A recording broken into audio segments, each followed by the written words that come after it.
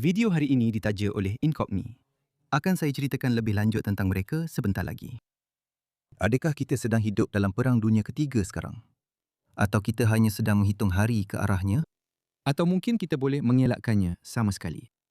Lihat, Perang Dunia, nasib baik, jarang berlaku, sehingga cuba untuk mengkajinya sebagai seorang saintis sosial adalah satu usaha yang sia-sia. Ia akan terpulang kepada orang ramai untuk memutuskan pada masa hadapan, jika orang ramai masih wujud pada masa hadapan, apa itu Perang Dunia. Mungkin mereka akan menunjuk kepada Perang Iran sebagai permulaannya. Mungkin mereka akan mengundurkannya ke pencerobohan Rusia ke atas Ukraine, kerana itulah medan pertama. Mungkin mereka akan menjadi lebih berani dan menjejaknya kembali ke pengilhakan Crimea oleh Rusia. Dan itu memang benar. Saya tidak terus menunjukkan plot garis pertempuran semasa ini kerana ia satu visual yang menarik, walaupun memang begitu. Saya buat begitu kerana ia membawa maksud tertentu. Ambil Rusia sebagai contoh. Rusia telah berperang di Ukraine dengan menerima teknologi drone Shahed dari Iran, askar yang dipinjamkan terus dari Korea Utara, dan beberapa bantuan perdagangan pasif dari China. Iran mengambil sebahagian hasil daripada penjualan senjata kepada Rusia dan melaburkannya kepada proksi-proksinya yang mengelilingi Israel, membantu mencetuskan serangan pada 7 Oktober. Kemudian, Amerika Syarikat meningkatkan bantuan ketenteraan kepada Israel untuk menyokong Perang Gaza. Beberapa tahun kemudian tercetus pula perang di Iran. Rusia membalas budi dengan memberikan bantuan drone kepada Tehran sebagai balasan. Dan walaupun ini mula terasa seperti kita berada dalam mesin pinball, Amerika Syarikat mempunyai sekumpulan sekutu Arab yang menyokong usaha perang itu. Dan kemudian, Ukraine mula membantu negara-negara tersebut dengan pertahanan drone mereka. Jadi ya, ini adalah dunia yang sedang berperang. Tetapi satu perkara yang pasti akan menjadikan ini perang dunia yang diiktiraf secara meluas sudah jelas di seberang dunia. Satu pencerobohan Republik Rakyat Cina ke atas Taiwan. Itu sememangnya sentiasa menjadi acara utama dan ia akan menyebabkan dua kuasa tentera terhebat di dunia bertempur secara langsung antara satu sama lain. Dengan semua orang mempunyai kapasiti yang sangat terhad, adalah mudah untuk mengabaikan kebimbangan ini. Tetapi tindakan Republik Rakyat Cina yang kerap menghampiri perairan wilayah Taiwan sudah menjadi perkara biasa bagi mereka yang tinggal di pulau itu. Inilah juga sebabnya golongan keselamatan negara sangat bimbang tentang situasi ini. Dan oleh itu, detik-detik menuju apa yang pasti akan dipanggil Perang Dunia Ketiga hanyalah persoalan bila Beijing memutuskan untuk menyeberangi selat itu. Seterusnya kita bergerak melangkaui sekadar persoalan mengapa Republik Rakyat Cina mungkin melakukan perkara ini. Kini kita perlu meneliti garis masa yang lebih khusus memandangkan apa yang sedang berlaku di dunia. Jadi, untuk baki video ini, kita akan mempertimbangkan 4 kemungkinan. Satu daripadanya ialah pandangan yang optimistik. Tidak sama sekali. Itu kerana kos peperangan. Kemudian kita akan beralih kepada senario yang paling mungkin untuk peperangan sebelum isu Iran ini. Satu pencerobohan dalam beberapa tahun akan datang yang dicetuskan oleh kemerosotan demografi Republik Rakyat Cina. Ketiga, kita akan menjadi lebih berani dan menganalisis bagaimana perang Iran boleh mempercepatkan rancangan-rancangan tersebut. Kerana sebenarnya, seluruh perbincangan kita berlaku dalam bayang-bayang Iran. Dan akhirnya, kita akan melihat jauh ke masa depan dan melihat bagaimana satu mekanisme yang sama sekali berbeza boleh menyebabkan masalah yang sama pada akhirnya. Lihat, kadang-kadang kita hanya perlu duduk dan ketawa tentang betapa sedikitnya kawalan yang kita ada terhadap situasi ini. Tetapi bagi saya, penyelesaian kepada masalah ini adalah untuk mengawal apa yang berada dalam kawalan saya. Dan satu perkara yang anda boleh kawal ialah jumlah maklumat peribadi tentang anda yang hanya terdedah di internet. Di sinilah penaja video hari ini, Incogni, memainkan peranan. Mereka akan menjadi sekutu anda dalam jaringan rumit broker data untuk membantu mengecilkan jejak digital anda, sekaligus mengurangkan kemungkinan seseorang menjejaki anda atau menggunakan maklumat peribadi anda untuk membuat pinjaman atas nama anda.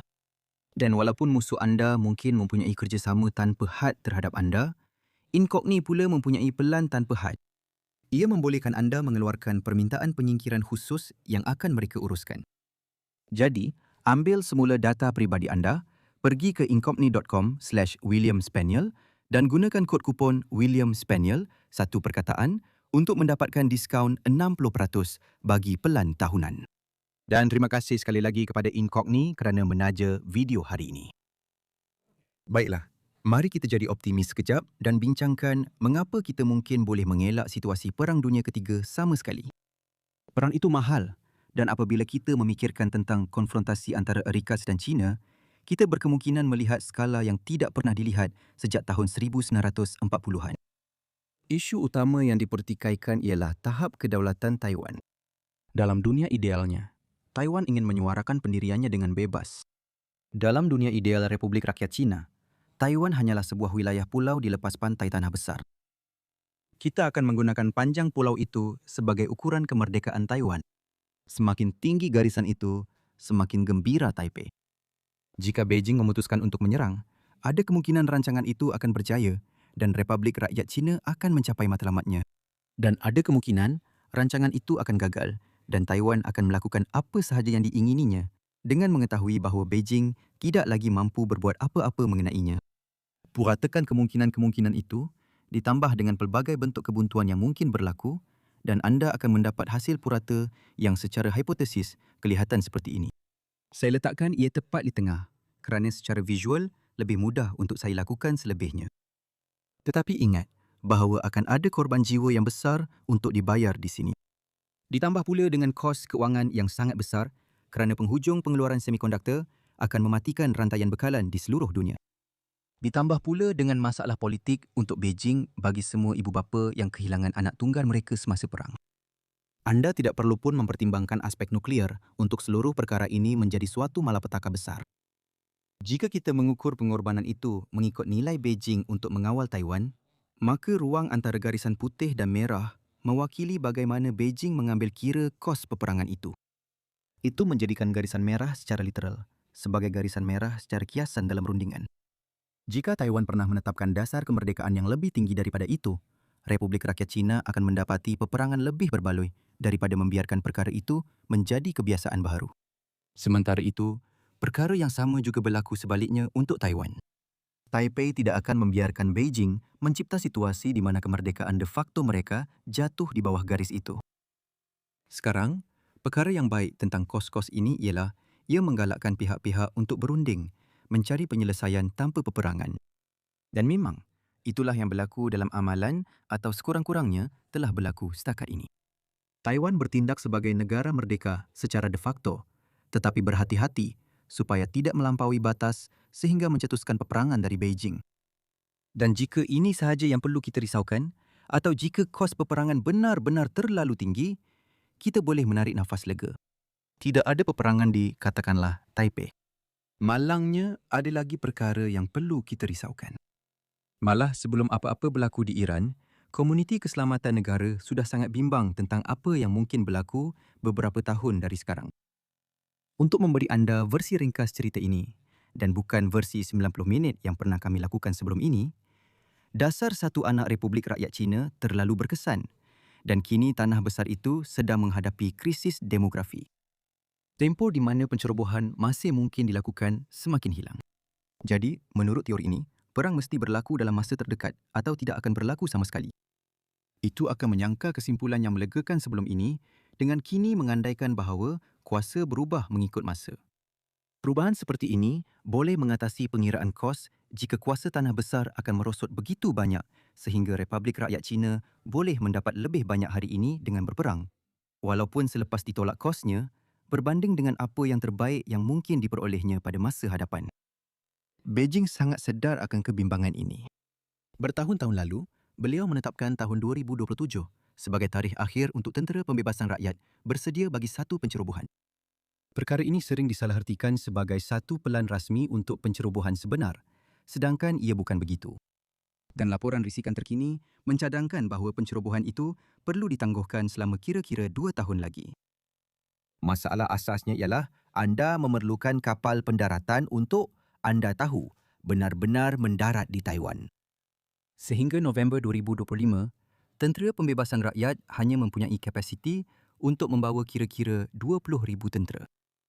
Anggaran untuk jumlah tentera yang diperlukan bagi memastikan pencerobohan berjaya adalah antara 300,000 hingga 1 juta. Beijing sedang cuba membetulkan masalah ini. Malah, Republik Rakyat Cina kini menyumbang kira-kira 53% daripada kapasiti pembinaan kapal di seluruh dunia. Jadi, rancangan untuk Tentera Laut Pembebasan Rakyat ialah menunggu Amerika Syarikat menghabiskan tenaganya di Iran, membina kapal yang mencukupi dan kemudian menyerang sebelum demografi mereka benar-benar merosot. Sudah tentu, itu akan menjadi berita baik berbanding dengan pilihan ketiga, iaitu pencerobohan pada tahun ini. Nasib baik, ini adalah kemungkinan yang paling kurang mungkin berlaku. Tetapi mari kita tetap lihat apa yang perlu berlaku supaya ia boleh terjadi. Pada asasnya, ia memerlukan kegagalan risikan besar-besaran dari Amerika Syarikat. Apa yang saya baru bincangkan tentang kapal pendaratan mesti salah. Lebih banyak dibina dan Beijing sanggup mengambil alih kapal awam untuk menyelesaikan tugas itu. Tambahkan ke dalam senarai lagi, kesilapan risikan tentang pasukan roket tanah besar China yang mengalami masalah rasuah. Dan bercakap tentang rasuah, tambahkan juga tuduhan rasuah atau pembersihan yang disamarkan yang beliau mulakan terhadap pemimpin tertinggi tentera. Mungkin semua itu bukan masalah besar pun, walaupun orang yang ditugaskan untuk membaiki pasukan roket yang korup itu sendiri telah disingkirkan kerana rasuah. Perkara yang lucu, itulah juga yang berlaku kepada lelaki yang Kremlin tugaskan untuk membanteras rasuah dalam Angkatan Tentera Rusia selepas Perang Georgia. Apa-apa pun, sebab mengapa Republik Rakyat Cina mungkin mahu mempercepatkan kerja itu adalah kerana Perang Iran. Stok senjata IS sudah pun rendah sebelum kempen udara bermula dan kini ia lebih rendah lagi. Kongres akan memperuntukkan dana untuk menambah stok melebihi tahap sebelum perang. Tetapi itu memerlukan masa. Beijing mungkin lebih suka melakukan pencerobohan separuh masak jika ia hanya akan berdepan dengan pertahanan yang kurang bersedia. Jika ini benar-benar pemikiran Beijing, kita boleh mengehadkan lagi jangka masanya. Cuaca di sepanjang Selat Taiwan selalunya teruk, dengan kabus, monsun dan air bergelora yang boleh mengganggu mana-mana pasukan pendaratan. Satu-satunya bulan yang agak tenang ialah April, Mei, Oktober dan November. Tempoh pada bulan April dan Mei tidak memberi Beijing masa yang cukup untuk merancang operasi tersebut. Ini menjadikan Oktober dan November sebagai bulan yang perlu diperhatikan untuk tahun ini. Satu perkara yang perlu diperhatikan di sini. Ramai yang percaya bahawa sebahagian daripada keinginan AS untuk memulakan perang Iran adalah untuk melumpuhkan keupayaan Tehran untuk melawan pada masa akan datang. Lagipun, perang di dua medan akan menjadi masalah besar sekiranya Republik Rakyat Cina menyeberangi selat itu. Fakta bahawa Amerika Syarikat memilih untuk melakukannya adalah satu isyarat bahawa maklumat sulit yang beredar di Washington menunjukkan bahawa Republik Rakyat Cina memang belum bersedia. Jadi, inilah masa yang sesuai untuk Amerika Syarikat menyerang Iran jika anda fikir Iran memang satu liability. Risikan itu mungkin salah dan susut kekuatan Amerika Syarikat boleh menyebabkan ia menjadi salah. Tetapi sekurang-kurangnya itu nampaknya bukan penilaian Amerika Syarikat beberapa bulan yang lalu. Akhir sekali, ada kemungkinan semua ini berlaku pada dekad hadapan. Mungkin ia akan mengelakkan gelaran Perang Dunia Ketiga sebagai hasilnya. Atau mungkin Kremlin akan mengambil peluang untuk menyerang Eropah. Lagipun, banyak masa akan berlalu menjelang tamatnya Perang Rusia-Ukraine. Kremlin akan mengawasi pelaburan semula dalam Angkatan Tentera Rusia dan mereka akan bertaruh bahawa pengalaman mereka di Ukraine akan membolehkan mereka menguasai mana-mana tentera Eropah yang cuba menghalang mereka. Kembali ke Pasifik, kali ini masalahnya lebih rumit. Republik Rakyat Cina membiarkan perubahan demografi berlaku tanpa melakukan pencerobohan. Namun, dalam masa yang sama, pengeluaran semikonduktor beralih merentasi Pasifik. Ini sebenarnya sudah pun berlaku, dengan Taiwan Semiconductor Manufacturing Company menubuhkan operasi satelit di Arizona. Dalam masa depan yang dihipotesiskan ini, Amerika Syarikat tidak lagi bergantung kepada kelangsungan Taiwan untuk chip-chip berteknologi tinggi. Dengan kesaling bergantungan ekonomi yang tidak lagi relevan, China melaksanakan fait accompli, dengan mudah bergerak ke pulau itu pada suatu hari tanpa banyak penjelasan. Satu versi futuristik bagi penyelhakan Crimea untuk membuat perbandingan. Satu masalah kecil. Presiden Amerika Syarikat pada masa depan benar-benar mahu melindungi Taiwan, selain daripada sebarang kebimbangan ekonomi mengenai semikonduktor. Beijing tersilap kira tentang keazaman Washington untuk berperang. Jadi akhirnya perang tetap tercetus. Senario ini sangat sesuai dengan modus operandi Republik Rakyat Cina yang telah lama diamalkan. Jangan lakukan apa-apa yang boleh menggugat keadaan dan akhirnya ambil kesempatan apabila masa yang sesuai tiba. Dan perisikan Cina mungkin betul, di mana seorang presiden yang tidak berminat membiarkan sahaja tanpa bertindak balas dan pihak-pihak terlibat mengelakkan Perang Dunia Ketiga. Taiwan hilang dari peta, tetapi nampaknya itu adalah masalah pulau tersebut, bukan masalah Amerika Syarikat. Atau kita akhirnya terjebak dalam peperangan besar kerana perisikan China tersilap. Tetapi kesilapan pengiraan seperti itu tidak pernah berlaku, kan? Jadi, apakah kesimpulan utama kita untuk hari ini? Kos peperangan sepatutnya memberi kita jangkaan asas bahawa Republik Rakyat China dan Taiwan boleh mengelakkan peperangan yang mahal antara satu sama lain.